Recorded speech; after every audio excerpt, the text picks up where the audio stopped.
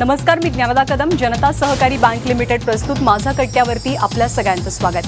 राजकारणामध्ये आपल्या आजूबाजूला अशी बरीचशी माणसं असतात की जी प्रत्यक्षपणे काम करतात, परंतु असेही चेहरे असतात की जे पडद्यामागे राहून आपल्या पक्षाला योग्य तो न्याय मिळवून देतात.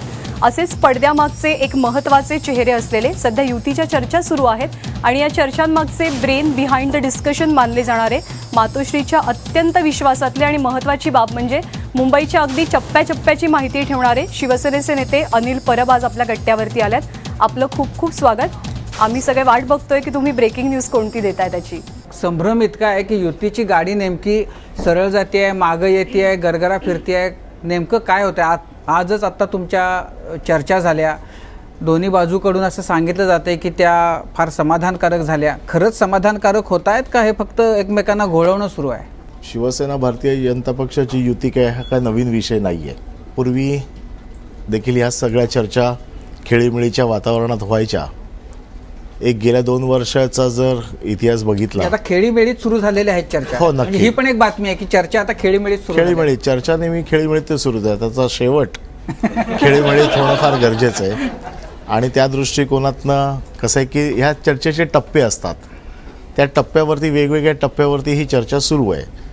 आता एक टप्पा पार पडून आम्ही दुसऱ्या टप्प्याकडे गेलेलो आहेत. आता दोन्ही पक्षाच्या नेत्यांनी आपल्यासमोर सगळ्या मीडियाच्या समोर निवेदन दिलं आहे की आम्ही दोघेही चर्चेला समाधानकारक सुरुवात केलेली आहे.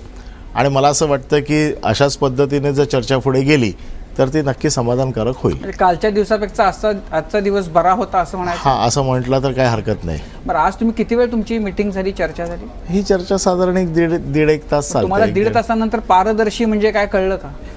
नाही, पारदर्शी तर मी तर पहिल्यापासून पारदर्शिता म्हणजे फील्डवरचा असल्यामुळे मला पारदर्शीचा अर्थ आरपारा एवढा कळतो.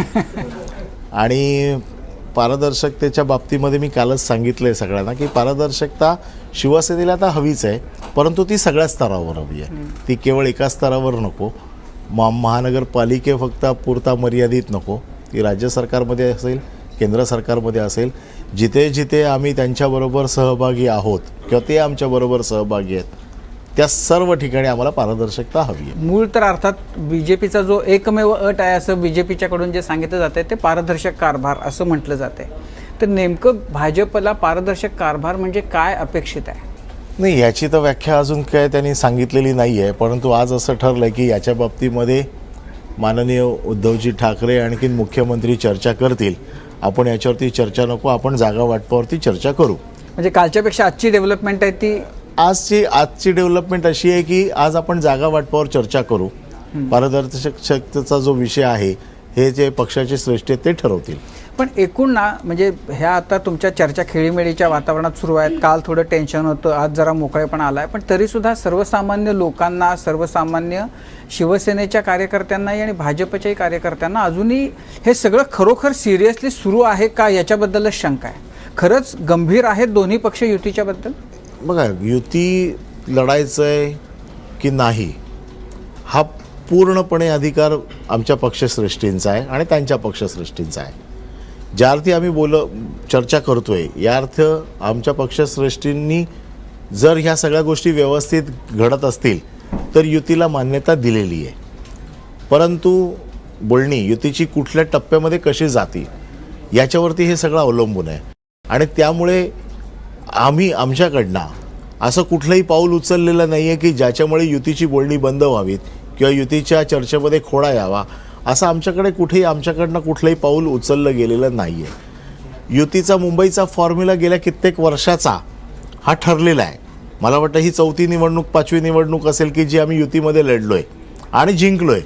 त्याच्यामुळे फॉर्म्युला ठरलेला आहे. आता त्यांच्याकडनं काय येतोय आणखीन विषय, जागा वाढवून मागतायत, नेमक्या कुठल्या मागतायत याची चर्चा अजून सुरू झालेली नाही आहे. नेमकी ती चर्चा ज्या वेळेला सुरू होईल त्यावेळेला हे सगळे विषय येतील की कुठल्या जागा द्यायच्या, कुठल्या जागा त्यांना हव्यात, कुठल्या जागांवर त्यांचा दावा आहे. तो दावा करताना ते काय कारणं सांगतायत, कुठल्या कारणाच्या आधारावरती त्यांना ती जागा हवी आणि कुठल्या कारणास्तव ती आम्ही त्यांना देऊ शकतो, या चर्चेला अजून सुरुवातच झालेली नाही आहे. त्याच्यामुळे ह्या स्तराला आत्ता ह्या टप्प्यावरती सगळं वातावरण अतिशय चांगलं आहे. ही युती एकाच मुद्द्यावर होऊ शकते जर दोन्ही पक्षांनी थोडं पडतं घ्यायचं ठरवलं तर. कारण आत्तापर्यंतच्या 4-5 ज्या निवडणुका महापालिकेच्या झाल्या त्यामध्ये प्रत्येक खेपेला शिवसेनेचा अपर हँड होता, भाजप हा दुय्यम होता.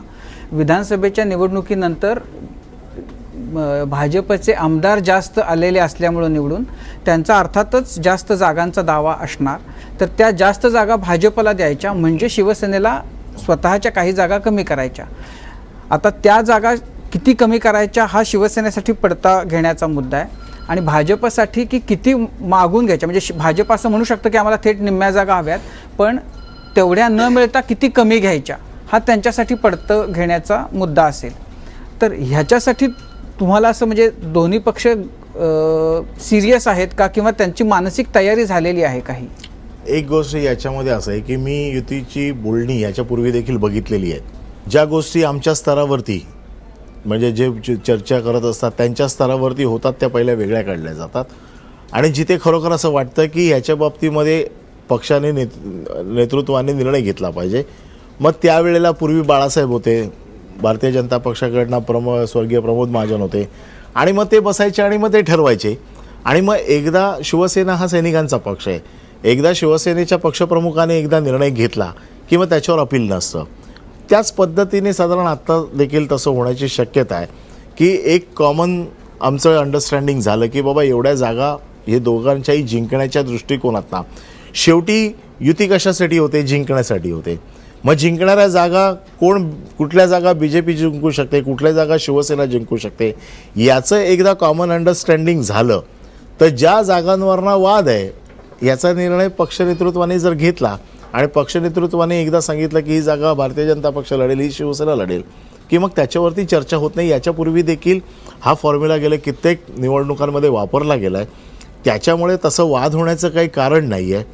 फक्त किती जागा ते वाढवून मागतायत, किती जागा सेनेला देणं शक्य आहे याचे अंतिम निर्णय शेवटी माननीय उद्धवजी घेतील आणि तो जो निर्णय घेतील तो आमच्यासाठी मंजूर असेल. गेल्या साधारण 1.5-2 वर्षांपासून म्हणजे जेव्हापासून राज्यामध्ये भाजपचं सरकार आलं, म्हणजे भाजपला जास्त जागा मिळाल्या आणि मुख्यमंत्री झाला भाजपचा, त्याच्यानंतर किरीट सोमय्या आणि आशिष शेलार हे हात धुवून मागं लागले शिवसेनेच्या आणि महापालिकेतल्या कारभाराच्या. आत्ता तुमच्या या चर्चांमध्ये आशिष शेलार आहेत, त्यांच्या त्या विधानांचा त्यांनी केलेल्या आरोपांचा तुम्ही स्वतःला ते अजिबात अंगाला लावून घेत नाही, तो विषयच येऊ देत नाही का? तुम्ही ते सगळं मागं टाकलेलं आहे, सोडून दिलेलं आहे, आता ते अडचणीचे ठरतायत विषय म्हणून? नाही, शिवसेनेसाठी अडचणीचे विषय कुठलेच ठरलेले नाही. त्याचं कारण सांगतो की महानगरपालिकेच्या कारभाराची एक पद्धत आहे.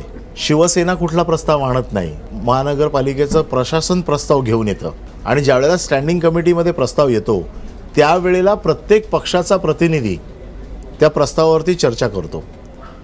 जर भारतीय जनता पक्षाला त्या प्रस्तावावरती काय अडचण असेल किंवा त्यांना असं वाटत असेल की हे प्रस्ताव चुकीचे आहेत, याच्यात भ्रष्टाचार झाला आहे किंवा याच्यात आणखीन काहीतरी घोटाळा झाला आहे, गेल्या 2 वर्षातले किंबहुना माझं तर आव्हान आहे गेल्या 5 वर्षातले किंबहुना त्यापेक्षाही मोठं आव्हान आहे गेल्या 20 वर्षातले सगळे प्रस्ताव आपण काढून बघूया.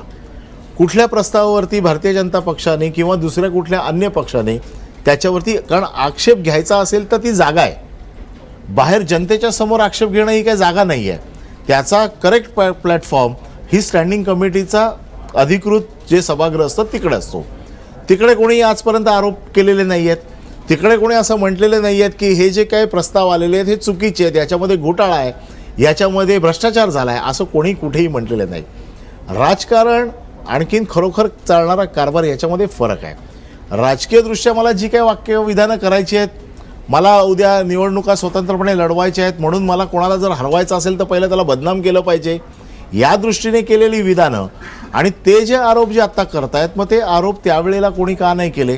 कारण स्टँडिंग कमिटीमध्ये पत्रकार असतात, स्टँडिंग कमिटीमध्ये बाकीचे सगळे गटनेते असतात आणि प्रत्येक पक्षाला प्रतिनिधित्व आहे. राज्य सरकार आणि केंद्र सरकारसारखं मंत्रिमंडळाची बैठक होत नाही. इथे तर खुलं व्यासपीठ आहे आणि त्या व्यासपीठावरती आजपर्यंत माझ्या माहितीतला एकही प्रस्तावावरती चर्चेत आक्षेप नोंदवला नाही किंवा चर्चेत आक्षेप घेऊन इथे भ्रष्टाचार झाला असा कुठलाही आरोप नाही. मग केवळ राजकीय विधानं करायची म्हणून आणि ते सुद्धा नाव न घेता आरोप करायचे, याला शिवसेनेचा आक्षेप आहे. नाव न घेता काय, त्यांनी तर किरीट सोमय्याने तर थेट म्हणजे मातोश्री असं म्हटलं नाही, पण बांद्र्याचा बॉस वगैरे असं म्हणून म्हणूनच म्हटलं अप्रत्यक्षपणे ना आम्ही तर खूप वेळा मी आव्हान केलेलं आहे, त्यांनी नाव घेऊन बोलावं. आणि किरीट सोमय्यांचं तर विधान आम्ही का गंभीरपणे घेत नाही, कारण ते सकाळी विधान करतात, संध्याकाळी मुख्यमंत्री म्हणतात. हे काय आमचं अधिकृत मत नाही आहे. माझं असं म्हणणं आहे की एखादी गोष्ट जर पक्षाला वाटत असेल तर त्यांनी ती पक्षाने अधिकृतपणे मांडली पाहिजे. आणि किरीट सोमय्यांना असे अधिकृत, जसं काल मला आपणच विचारलं की त्यांच्या पत्नीची उमेदवारी त्यांनी घोषित केली. मी म्हटलं आशिष शेलारांनी जाहीर करावं, अधिकृत माणसाने जाहीर करावं, मग त्याचं आम्ही उत्तर देऊ. कुठल्याही गोष्टीकडे फक्त अंगुली दर्शन करायचं आणि आरोप करायचे, याला शिवसेना तेवढं फार महत्त्व देत नाही. नाही, हे स्ट्रॅटेजिक खेळतंय का शिवसेना? कारण जर समजा आपण किरीट सोमय्यांच्या आरोपांकडे दुर्लक्ष करते शिवसेना किंवा तुम्ही त्याला महत्त्व देत नाही आहे, पण आशिष शेलार सुद्धा जेव्हा बोलतात आणि जेव्हा आशिष शेलार प्रत्यक्षात या मीटिंगमध्ये जागा वाटपाच्या बरोबर तुमच्याशी चर्चाही करतात, तर मग तुम्ही की अशा काही बॉल सोडून द्यायचे असतात, तसं तुम्ही ते नाही. याला असं नाही की आशिष शेलारांच्या देखील आरोपांना आम्ही तशा प्रकारची उत्तरं दिली आहेत. आता माझा साधा प्रश्न आहे, आशिष शेलार देखील इम्प्रूव्हमेंट कमिटीचे चेअरमॅन खूप वर्ष होते. महानगरपालिकेच्या कारभारामध्ये आशिष शेलार महानगरपालिकेचे भाजपचे गटनेते होते. गटनेते असताना त्यांनी कधी कुठला आरोप केला का? 18 ते 20 वर्ष आमच्याबरोबर आज भारतीय जनता पक्ष आहे. केवळ आत्ताच त्यांना असं का वाटतं की महानगरपालिकेत भ्रष्टाचार झाला आहे? हे सगळे 2014च्या विधानसभा निवडणूक झाल्याच्या नंतरचे हे सगळे विषय आलेले आहेत. कदाचित त्यांना असं वाटत असेल की मुंबई त्यांची ताकद वाढली आहे, त्यांना स्वतंत्र, प्रत्येकाला पक्षाला स्वतंत्र विचार आहेत, त्यांना असं वाटत असेल की आपण स्वतंत्रपणे लढलं पाहिजे. कदाचित त्या दृष्टिकोनातनं त्यांनी हे सगळे केलेले असतील, त्याचं काही अर्थ निघू शकतो. परंतु आमचं पुन्हा पुन्हा त्यांना आव्हान आहे की ज्या ठिकाणी जे आरोप करायला पाहिजे होते त्या ठिकाणी आरोप केलेले नाही आहेत. आणि ज्याला इंग्लिशमध्ये आपण आफ्टर थॉट म्हणतो, हे सगळे जे काय आरोप आहेत हे आमच्यासाठी आफ्टर थॉट आहेत. युतीमध्ये खरं तर कुरबुरी भरपूर आहेत, तक्रारी भरपूर आहेत, म्हणजे अगदी सत्ता आल्यापासून 2014 पासून आपण पकडूयात. मग कुठलाही मुद्दा असो, भ्रष्टाचाराचे आरोप करायचे असतील किंवा उद्धव ठाकरेंना एखाद्या कार्यक्रमाला बोलवण्यापर्यंत, पण मग तुमच्या दोघांची अशी काय मजबुरी आहे की तुम्ही पुन्हा युतीसाठी एकत्र बसता, एकत्र लढण्यासाठी येऊन चर्चा करता? काय मजबुरी आहे? नाही, अशी मजबुरी ह्याला म्हणता येणार नाही. शेवटी ज्या वेळेला पक्ष नेतृत्व एखादा निर्णय करतो तर त्याच्या मागे, निर्णय करण्याच्या मागे बरेच अनेक गोष्टी असतात की कशासाठी युती. तर काही गोष्टी ह्या अशा असतात की त्याचा त्रास जनतेला होऊ नये यासाठी देखील युती होते. आज महाराष्ट्राच्या राजकीय गणित समीकरणच अशी होती की त्यावेळेला दोन कुठले पक्ष एकत्र आले नसते तर महाराष्ट्रात परत निवडणुका घ्याव्या लागल्या असत्या, आणि परत निवडणुका या महाराष्ट्राला परवडणाऱ्या नाही आहेत. युती तुटते, युती होते, असे राजकारणात बरेच दाखले आहेत. ही काही पहिल्यांदा होत नाही आहे. महाराष्ट्राच्या किंबहुना देशाच्या राजकारणामध्ये कित्येक पक्षांची युती तुटलेली आहे आणि परत युती झालेली आहे. त्याच्यामुळे महाराष्ट्रात हा काय नवीन प्रयोग आहे किंवा नवीन खेळ आहे महाराष्ट्रासाठी असं नाही आहे. नवीन खेळ नाही आहे युतीचा खरं, परंतु या खेळामध्ये आकड्यांचा खेळ सुरू झालाय का? कारण आतापर्यंत पारदर्शकतेच्या मुद्द्यावर चर्चा होती. शेवटी भारताच्या घटनेमध्ये आकड्यालाच महत्व जास्त आहे. तो खेळ सुरू झालाय का? जोपर्यंत तो आकडा तुम्ही पार करत नाही तोपर्यंत तुम्ही सत्तेत बसत नाही, आणि सत्तेत बसायचं असेल तर तो आकडा पार करायला पाहिजे. तो आकडा पार करण्यासाठीच भाजपने 114 जागांची मागणी केली, म्हणजे 50-50% फॉर्म्युला भाजपने तुमच्या समोर ठेवला. निवडणुकांची बोलणी करणारे जे काही येतात ते निवडणुकीमध्ये आपल्या पदरात ह्या बोलणीमध्ये जास्तीत जास्त कसं पडेल याचा विचार करतात. त्यांनी ठेवलाय. तर आता ते मागताना तर 50% जर जागा मागितल्या नाहीत तर देणारा 25% कसा देईल? ही हिंट समजायची. बीजेपीच्या लोकांनी हिंट समजायची. तुम्ही 50% म्हणजे सर्वसाधारण भाजी जरी आपण घ्यायला गेलो तरी 10 रुपये जर सांगितले तर समोरची बाई म्हणते 5 रुपयात देतो का? साधारणचं जे काय महाराष्ट्रात रुळलेलं गणित आहे. म्हणजे त्यांनी सुरुवात केली 114 आणि तुम्ही कितीपासून केली? नाही, आम्ही सुरुवात केलेलीच नाही अजून. 50. तुमची बोलणी काय? म्हणजे आम्ही अजून काही सुरुवात तरी केली एक टेंटेटिव्ह ठरला असेल की आपला आमचं अजून काहीच ठरलं नाही. त्याचं कारण असं आहे, जुने सगळे फॉर्म्युले आहेत, त्यांनी काय मागणी नवीन त्यांच्या म्हणण्याप्रमाणे त्यांची ताकद वाढली असेल तर ती प्रॅक्टिकली बघितली पाहिजे आम्हाला पण, की खरोखर ती ताकद वाढली की नाही. शेवटी आम्ही पण फील्डवर काम करणारे कार्यकर्ते आहोत. मला एखादी गोष्ट जर कोणी सांगितली की ह्या वॉर्डात आमची ताकद खूप आहे तर मला ती कळली पाहिजे ना, तो वॉर्डात ताकद आहे तर ती कोणाकडे आहे, सर कोणाची ताकद आहे, कशी वाढली आहे. त्यासाठी भाजप दावा असं करते की विधानसभेला शिवसेनेपेक्षा मुंबईमध्ये भाजपचे जास्त आमदार आहेत आणि त्या आमदारांच्या रेशोमध्ये जर का गणित काढलं तर ते गणित असं हा निघते की क्रायटेरिया कुठला मानायचा, 2014 2014च्या निवडणुकीचा. मग तसा 2002चा क्रायटेरिया पण आहे, 2007चा पण क्रायटेरिया नाही, आहे. आता लेटेस्ट कुठलीही चर्चा करताना जर लेटेस्टचा क्रायटेरिया मग पकडला तो जातो 2000 विधानसभेचा 14चा क्रायटेरिया पकडला हा. आणि आत्ताच्या लेटेस्टच्या नगरपंचायतीचा जो काही निकाल आलेला आहे हो. त्याच्यातले काही वॉर्ड्स मी जर तुमच्याकडे पाठवले तर त्याच्यामध्ये घसरलेल्या मतदानाचा टक्का पण फार मोठा आहे. नगरपालिकेला सुद्धा भाजप क्रमांक 1चा पक्ष नाही, आला. क्रमांक 1चा असेल, हा. मी मतदानाचा टक्का किंवा मतदान झालेलं मतदान हे काही बूथ सॅम्पलसाठी जर तुमच्याकडे पाठवले तर ते तुम्ही तपासून घेऊ शकता की 2014च्या विधानसभेत पडलेली मतं आणि आत्ताच्या नगरपंचायतमध्ये पडलेली मतं त्याच बूथमधली, मी जे काही बूथ तुम्हाला दाखवू इच्छितो त्याच बूथमध्ये जर मतदान कमी झालं असेल तर मग त्याचा तो बेस पकडायचा का आम्ही. म्हणजे बोलणी ज्या वेळेला चालते त्यावेळेला फायद्याचं जे असतं ते बोललं जातं आणि आत्ता त्या फायद्याचं तेच आहे की 2014चे आकडे. आम्ही काय याच्या बाबतीत आमचा आक्षेप नाही आहे, बोलणी करताना साहजिक आम्ही अपेक्षित आहे की ते मागताना जास्तच मागत. अनिलजी, मुंबईतल्या वॉर्डाची तुम्हाला माहिती आहे, किंबहुना तुमचा खूप व्यवस्थित अभ्यास आहे, तर शिवसेनेला स्वबळावर लढणं मुंबई महानगरपालिकेत फायद्याचं असणार आहे का? शेवटी याचा निर्णय शेवटी पक्ष नेतृत्व तुमचा करतो. अभ्यास जास्त आहे ना. पण नाही, माझा अभ्यास मी माझ्या प्रिन्सिपलला सांगू शकतो. बरोबर सर, मागच्या वेळेला भाजपने आरोप केलेला की बालहट्टामुळे युती तुटली, त्यामुळे यंदा आताच्या युतीच्या चर्चेसाठी आदित्य ठाकरे लांब आहेत का? आता आदित्यना बाल नाही म्हणू शकत ना, आता ते पण झाले ना त्यांनी म्हटलेलं 25. पण लास्ट टाइम मागच्या प्रश्न असा आहे की असं काही कोणाच्या हट्टामुळे किंवा कोणाच्या म्हणण्याप्रमाणे युती तुटत नाही. शेवटी जनता, कार्यकर्ते सगळ्यांकडे बघावं लागतं, लोकांच्या मनात काय चाललंय ते देखील बघावं लागतं. आणि युती आम्ही तोडलेली नाहीच आहे, युती खडसे साहेबांनी कबूल केलं ना की त्यांनी स्वतः तोडली म्हणून, आणि त्याच्यामुळे युती तोडण्याचे शिल्पकार हे आता कुठे आहेत ते तुम्हाला पण माहिती आहे. पण त्यावेळेला युती तुटली याचं तुम्हाला वैषम्य वाटतं? आम्हाला दुःख झालं. त्याचं कारण असं आहे की ज्या कार्यकर्त्यांबरोबर आम्ही वर्षानुवर्ष एकत्र काम केलं होतं त्या कार्यकर्त्यांच्या समोर आम्हाला लढावं लागलं. नाही, पण ते तर त्यावेळची स्थिती झाली. आता मधल्या 1.5-2 वर्षांमध्ये अशी स्थिती झाली आहे की अनेक ठिकाणी शिवसेनेचे नेते किंवा कार्यकर्ते म्हणतात की आमचा नंबर 1चा शत्रू भाजप आहे, आणि भाजपची ही नेत्यांची, कार्यकर्त्यांची हीच भावना आहे की आमचा नंबर 1चा शत्रू शिवसेना आहे. तर असं वातावरण असताना आता परत त्यांची एकमेकांशी त्यांची शेंड्या बांधायच्या, तर ह्याच्यामुळं कार्यकर्त्यांचं आपण अडचण करतोय असं नाही का असं आहे वाटत? की घरात पण जेव्हा भांडणं होतात 2 भावांमध्ये, त्यावेळेला तो भांडणाचा कालावधी असतो, त्यावेळेला ते 2 भाऊ एकमेकाचे सगळ्यात मोठे दुश्मन असतात.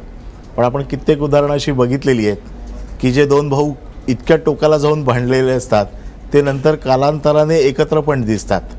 शेवटी हिंदुत्वाच्या आधारावरती जे ही काय युती झालेली आहे त्याला एक पाठीमागे काहीतरी पार्श्वभूमी आहे. कदाचित आज भांडण असेल, उद्या ते नसेल, कदाचित आज चांगलं वातावरण असेल. शेवटी बाळासाहेबांचे आणखीन त्यावेळेचे जे भाजपाचे नेते होते यांचे एक वेगळे संबंध होते. आजही त्या संबंधाचा दाखला किंवा त्या संबंधाचे विचार आजही आमच्यामध्ये आहेतच ना. संजय राऊत इथं आले होते कट्ट्यावर, त्यावेळेसही त्यांना हा प्रश्न विचारला. आज तुम्हाला विचारतो कारण तुम्ही युतीतर्फे चर्चा करताय शिवसेनेतर्फे, उद्या उद्धवजींनाही कदाचित विचारावं लागेल, तुम्ही अजूनही इतके हळवे का आहात भाजपशी युतीच्या बाबतीमध्ये? भाजप मात्र बिलकुल निष्ठुरपणे तुम्हाला त्याला काय कॉर्नर करते म्हणूया साध्या सोप्या भाषेमध्ये, तुम्ही इतके हळवे का आहात? तुम्ही का शिवसेना all out तुम्ही त्याचा हृदयापासून जवाब काम देत करणारा नाही? पक्ष आहे. त्याचे तोटे तुम्हाला आता भोगावे लागतायत. असतं ना, प्रेमात तोटे सहन एकतर्फी करावे प्रेम. लागतात.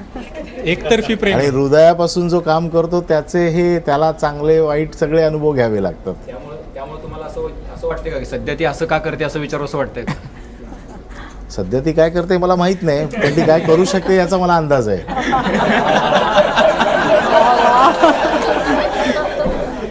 आता हा झाला खरं तर विनोदाचा भाग, पण गेली 25 वर्ष भगवा फडकतोय महापालिकेवरती, पण 25 वर्षानंतर पण मुंबईकरांना चांगला रस्ता मिळत नाही. तुम्ही डांबरी रस्ता उखडताना तिथं पेवर ब्लॉक टाकता, वर्षानुवर्ष कामं चालू असतात, खोदकामं चालू असतात, कचऱ्याचा प्रश्न तसाच आहे, पाण्याचा प्रश्न तसाच आहे, अजूनही जो म्हणजे सगळ्या मुंबईकरांना पिण्यायोग्य पूर्ण पाणी मिळत नाही.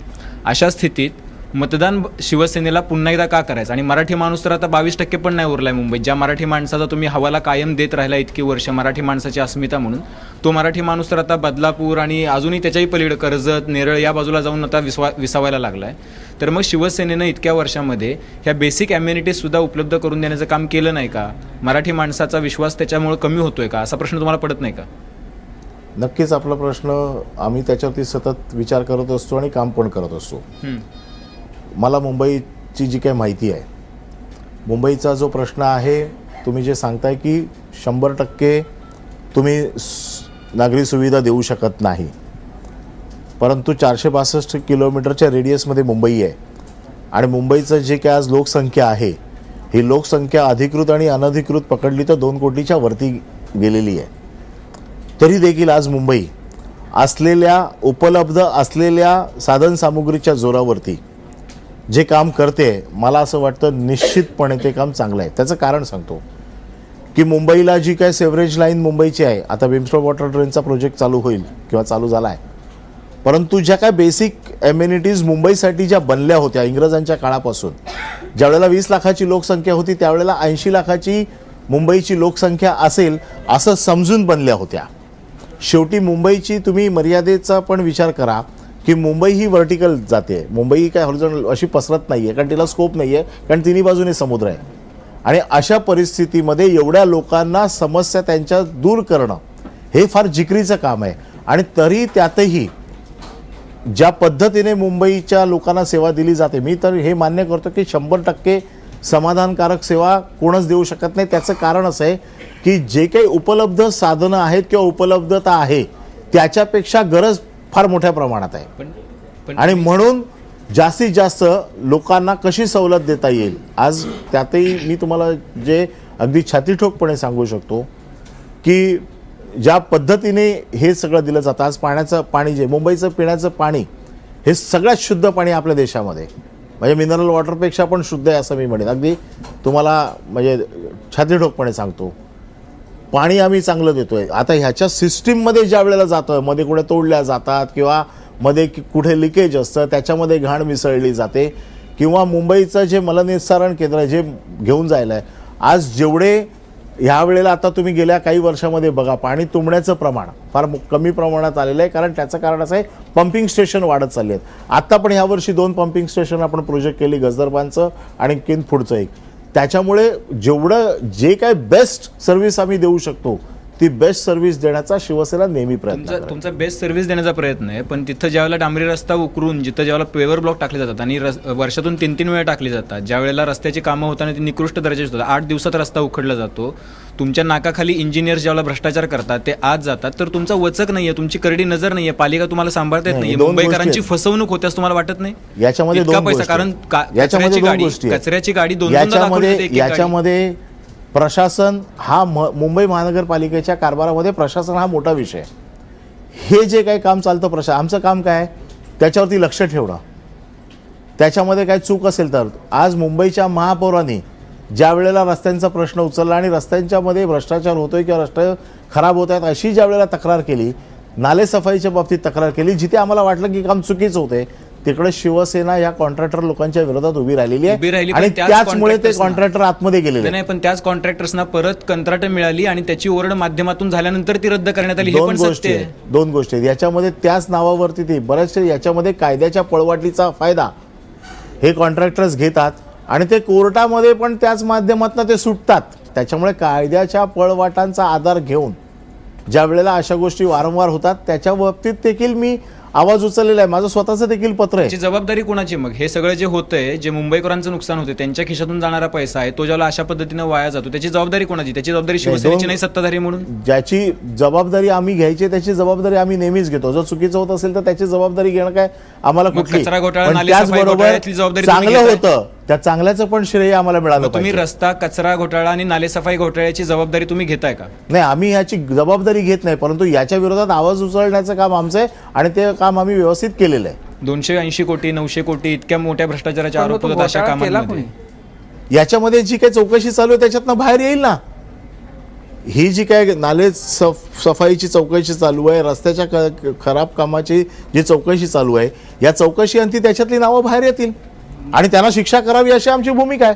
गेल्या वेळी शिवसेना करून दाखवलं असं कॉन्फिडन्स सकट कॅम्पेनमध्ये उतरली होती आणि यावेळीची टॅगलाईन बघितली तर डीड यू नो, म्हणजे लोकांना आठवण करून द्यावी लागते की ही कामं झाली होती नाही. वगैरे. मी आणि तुम्हाला पोस्टरवरची याच्या कामं बाबतीत सुद्धा अगदी सविस्तर सांगू इच्छितो. अजून कॅम्पेन सुरू झालेला नाहीये. आम्ही आजही सांगतो की आम्ही आत्मविश्वासानेच निवडणुकीला सामोरे जाणार. जी कामं आम्ही केली आहेत ती कामं आम्ही लोकांच्या समोर घेऊन कामं दाखवून आम्ही मतं मागतो आणि म्हणून मागच्या वेळेला देखील आम्ही करून दाखवले या टॅगलाईन खाली मतं मागितली. डीड यू नो मध्ये आता आम्ही काय सांगतोय की तुम्हाला जे झालेलं आहे परंतु लोकांना माहीत नाही. आता सर्वसाधारण मुंबईची पाईपलाईन ही किती असावी, मुंबईचे रस्ते हे किती आहेत बांधलेले रस्ते, मुंबईची सिवरेज लाईन ही किती आहे, मग त्याला मुंबई ते लंडन, मुंबई ते दिल्ली. आता ह्याला काय म्हणजे इतकं काम झालेलं आहे हे तुम्हाला माहिती आहे का? ह्या टॅगलाईन खाली जे आम्ही म्हटलेलं आहे ह्याच्यामध्ये जे काम झालेलं आहे परंतु आता तुम्हाला माहीत नाही आहे. माहीत नसलेली गोष्ट म्हणजे याला कसं आहे की इथून लंडनपर्यंतचे रस्ते आम्ही बांधलेले आहेत किंवा इथून लंडनपर्यंतची सेवरेज लाईन झालेली आहे, म्हणजे ते जर डिस्टन्स मोजलं तर हे असं असू शकतं. म्हणजे याचा अर्थ काय मुंबई ते लंडन आम्ही रस्ता बांधलेला नाही आहे परंतु इतके रस्ते आत्ता आमच्या कार्यकालामध्ये झालेले आहेत की ते जर सरळ मोजले गेले तर इथून लंडनपर्यंत मोजला जाईल, इथून दिल्लीपर्यंत मोजला जाईल. हे काय शेवटी प्रेझेंटेशन असतं, लोकांपर्यंत पोचण्याचा हा मार्ग असतो. आता ज्यांनी काही केलेलंच नाही आहे ते ह्याच टॅगलाईनचा आधार घेऊन आमच्यावरती टीका करायचा प्रयत्न करणार. मुंबईकरांना 24 तास मुबलक पाणी पुरवण्याची योजना संजय निरुपम यांनी आखलेली आहे.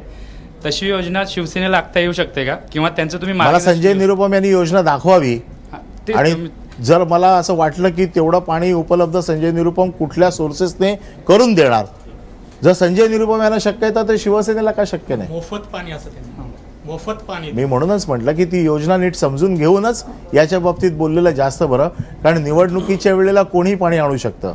पालिकेतल्या पण निवडणूक संपल्याच्या नंतर पाणी देण्याचं काम आम्हालाच करायचं आहे.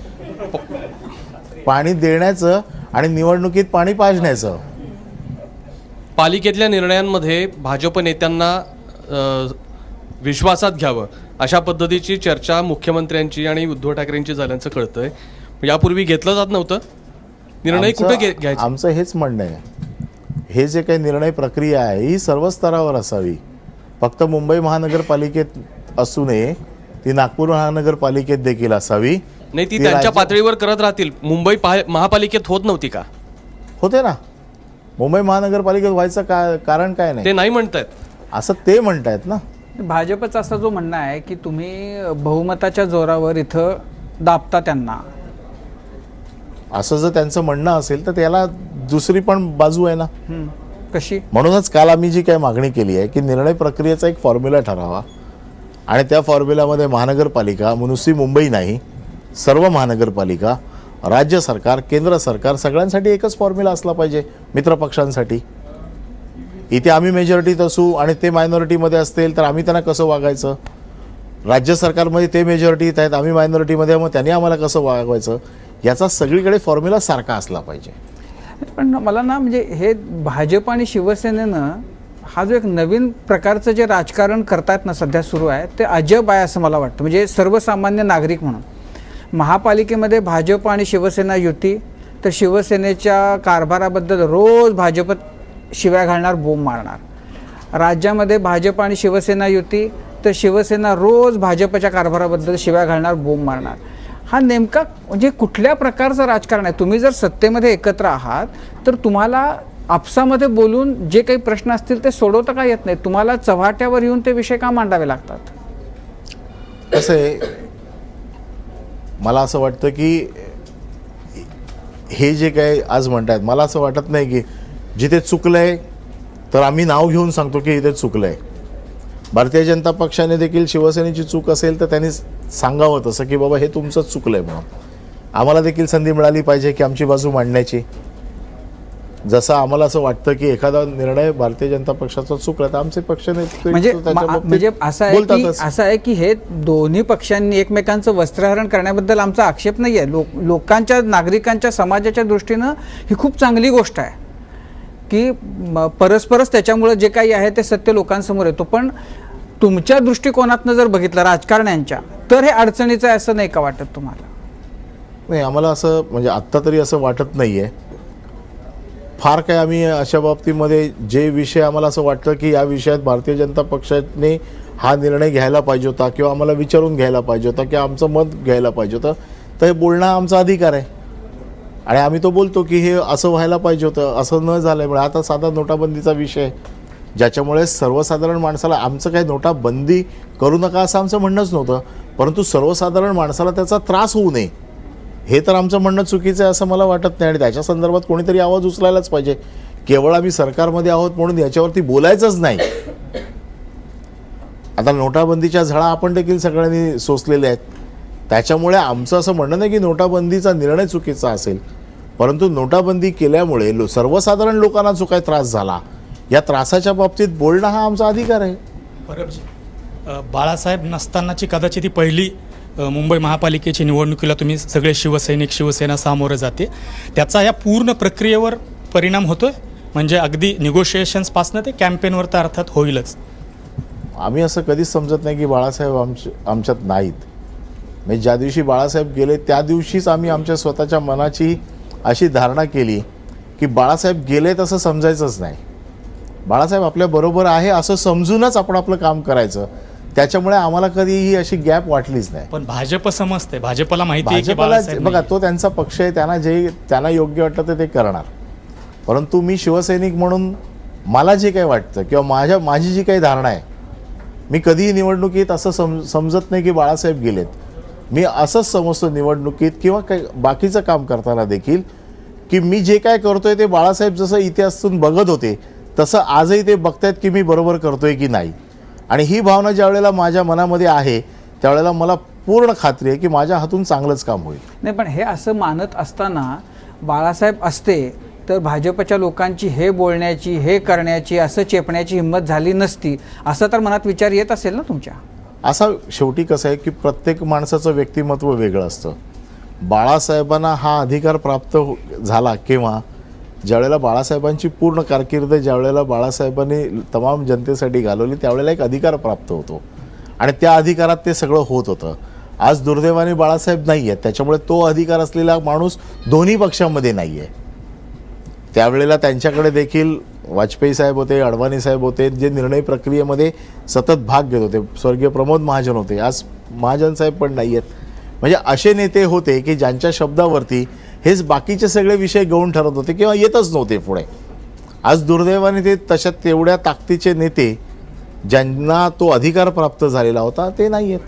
बरं, आता उद्धव ठाकरे आणि मुख्यमंत्री यांच्यामध्ये काहीतरी एक स्नेहाचा धागा आहे असं अधनमधनं दिसतं. बाकी आता जे लोक चर्चा करतायत त्यांचा आणि भाजपच्या आणि शिवसेनेच्या त्यांच्यामध्ये असा काही स्नेहाचा धागा आहे? मला तर असं वाटतं मग आजही सगळे आमचे चांगले मित्र आहेत.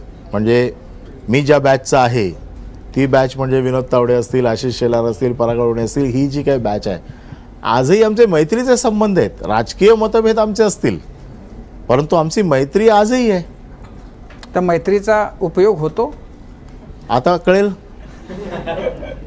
म्हणजे काही वॉर्ड्स जे आणायचे आहेत त्यावेळेला कळेल, सोडायचे आहेत. निघाला तिखट टीके, या वेळेला मैत्री एकतर्फी असते.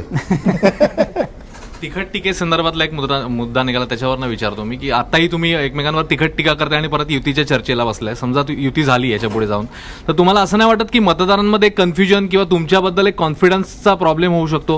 कारण आधी भांडतात आणि मग एकत्र येतात. शिवसेनेचा मतदार जो आहे ना हा ठरलेला मतदार आहे आणि त्याला मुंबई महानगरपालिकेत गेले कित्येक वर्ष हे सिद्ध झालेलं आहे की त्याला शिवसेना हवी आहे. शिवसेना हवी कशासाठी आहे तर शिवसेना त्याला हवी आहे सुरक्षिततेसाठी. आणि त्याला एक गोष्ट माहिती आहे मुंबईच्या मतदाराला, मला कधीही 24 तासात जर कुठला माणूस अवेलेबल होऊ शकतो तर तो शिवसेनेचाच होऊ शकतो आणि त्या एका विश्वासाने तो मतदान करतो. त्याला ह्या राजकारणाशी काही घेणं देणं नाही आहे. त्याला एकच गोष्ट माहिती आहे की माझ्यासाठी रात्री अपरात्री जर कोण उभं राहू शकलं तर ते शिवसेनेचा कार्यकर्ता उभा राहू शकतो, हा त्याचा आत्मविश्वास असतो ना. आणि त्याच्यामुळे शिवसेना मुंबई महानगरपालिकेत वारंवार येते. महिला का मतदान करतात? सुरक्षिततेच्या दृष्टिकोनात. आज मुंबईमधली महिला रात्री जर त्या रस्त्यावरनं जात असेल आणि त्या रस्त्यावरती कुठली आमची शाखा असेल तर ती महिला निश्चिंत जाते. त्याचं कारण माहिती आहे की पुढे माझी सुरक्षितता आहे. आणि त्याच्यामुळे हे जे काय, हा जो काही विश्वास शिवसेनेने निर्माण केलेला आहे त्याच्या आधारावरती आम्ही मुंबईमध्ये सतत जिंकतोय. तिखट टीकेचा काय परिणाम नाही होणार? मला तरी असं वाटतं की त्या तिखट टीकेचा आमच्यावरती काही परिणाम होणार नाही. आता तुम्हाला काँग्रेस आणि MIM या दोघांनाही अंगावर घेऊन ते यश या मिळवायचं, दोघांनाच नाही, जेवढे येतील तेवढ्या सगळ्यांना. पण या दोघांना कसं हरवता येऊ शकतं हे तुम्ही वांद्रे पूर्वच्या पोटनिवडणुकीत दाखवून दिलं. त्याच्यात तुमचा मोलाचा वाटा होता असं म्हणतात. तर आता हेच आवाहन कदाचित BMCमध्ये राहील जर का युती झाली किंवा नाही झालं तरी. MIM हे किती तगडं आवाहन तुम्ही मानता आणि पुन्हा एकदा फक्त मुंबईकरांना घाबरून, मराठी आणि हिंदूंना घाबरूनच शिवसेना मत मिळवणार आहे का? बघा, MIM हा पक्ष विषारी प्रचार करतोय आणि विषारी प्रचाराला सर्वसाधारण तरुण पिढी बळी पडते, हा माझा अनुभव आहे. आणि म्हणून त्यांच्या प्रचाराला किती बळी पडतात लोक याच्यावरती काँग्रेसचं भवितव्य अवलंबून आहे. आणि म्हणून ते कशा पद्धतीने येऊन प्रचार करणार आहेत, काय करणार आहेत, त्यांची रणनीती काय आहे. कारण ते मुस्लिम वस्त्या सोडून बाहेर प्रचार करत नाही आहेत. बाहेर येऊन त्यांनी प्रचार करावा, आपली मतं मांडावीत, त्यांची मतं लोकांना पटली तर लोकांनी त्यांना मतं द्यावीत.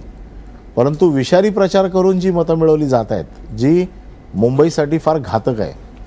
आणि त्यामुळे MIMच्या प्रचाराला जी काय बळी पडतील लोक आणि त्याला जे काय मतदान होईल, त्यामुळे सर्वसाधारण आत्तापर्यंत काँग्रेसची असलेली जी मुस्लिम बहुल मतदारांमध्ये जी काय त्यांची मतपेटी होती, त्या मतपेटीवरती ते किती डल्ला मारतात याच्यावरती ते सगळं यश अपयश अवलंबून आहे. अनिलजी, माझा एक प्रश्न आहे की मातोश्रीच्या भिंतीला कान आहेत का? कारण की शेजारीच राहणारे रामदास आठवले म्हणालेत की युती होणार नाहीये, पण निवडणुकीनंतर युती होईल. हे खरं आहे का? मी तर खूप वर्ष मातोश्रीत जातोय, पण ते कान कुठे बघितले नाही आहेत अजून. आणि रामदास आठवले तर नवीनच राहायला आलेत. रामदास आठवलेंनी त्यांचं साहेबांशी काय बोलणं झालं मला माहीत नाही, परंतु रामदास आठवलेंचं म्हणणं मी शिवसेनेचा कार्यकर्ता असल्यामुळे तेवढं मनावर घेत नाही. ही तुमची जी चर्चा आहे ती किती दिवसांपर्यंत अशी सुरू राहणार आहे? 21 तारखेपर्यंत झाली तर 21 तारखेपर्यंत, नाही झाली तर? आमचा पहिल्या मीटिंगमध्ये आम्ही दोघांनी जाहीर केलं ना की 21 तारखेपर्यंत ही चर्चा पूर्ण झालीच पाहिजे. म्हणजे त्याच्यामध्ये तुमचं जागा वाटप, वॉर्ड वाटप, सगळं पूर्ण जे काय आहे ते सगळं 21 तारखेपर्यंत पूर्ण करावं. कारण 27 पासून फॉर्म भरायचे आहेत. 3 तारीख फॉर्म भरायची शेवटची तारीख आहे. आणि तुम्ही त्याच्यामुळे दोन्ही पक्षांना 5-5 दिवसाचा तर अवधी लागेल ना. आणि त्याच्या बाबतीत तुम्ही किती आशावादी आहात? मी तर 100% आशावादी आहे प्रत्येक गोष्टीचा, जिंकण्याचा पण आणि युतीचा पण. नक्कीच. खरं तर खूप मोठी आव्हानं आहेत या निवडणुकीत सुद्धा, नेहमीच्या निवडणुकांसारखी. सो खूप साऱ्या शुभेच्छा तुम्हाला आणि पक्षाला सुद्धा. आणि कट्ट्यावर आल्याबद्दल मनापासून धन्यवाद. जनता सहकारी बँक लिमिटेड प्रस्तुत माझा कट्ट्यावरती वेळ झालेली आहे इथेच थांबण्याची. बघत रहा ABP माझा.